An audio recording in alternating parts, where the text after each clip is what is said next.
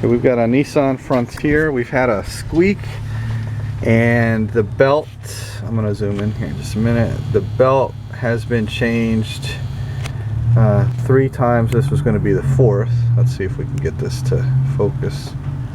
Maybe not. Okay. Anyway, I'm going to get a screwdriver here.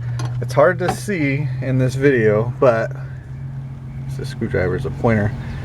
What Alex is saying is that whenever you have a belt squeak, that it's a lot of times is associated to the alignment of the belt, and it's hard to see, but this edge of the belt is actually at a bad angle. It's going this direction of the screwdriver, and it should be more tracking straight with the other pulleys.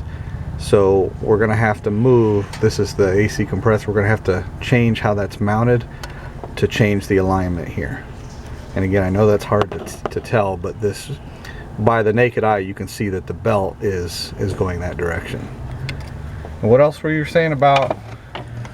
Okay, so with belt noises, what I found, experience tells me that when a belt is chirping, it is an alignment problem. When the belt is loose, tension-wise, it squeals. The squealing sound will get louder as the more RPM or the more load you put on the belt using different accessories. Kind of like you hear your neighbors fire up their car in the morning and the belt squeals really loud. You know that's a loose belt because the alternator is trying to do a lot of output.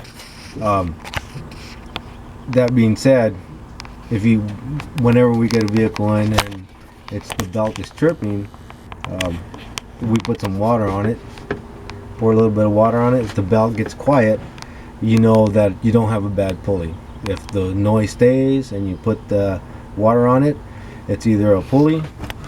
Sometimes those squeals can get louder when you put water on them, and if it is, it's a tension issue. So just throwing parts on it, it'll be quiet for a little while, but the noise will come back. Just like this guy, every time we put a new belt on it, the noise goes away. Problem solved until it comes back a week later, 2 weeks later, a year later, 6 months later. We're not fixing it. As you can see, this one, because it's a chirping sound and you can only hear it at idle, it generally is an alignment issue. So that's what we found on this one.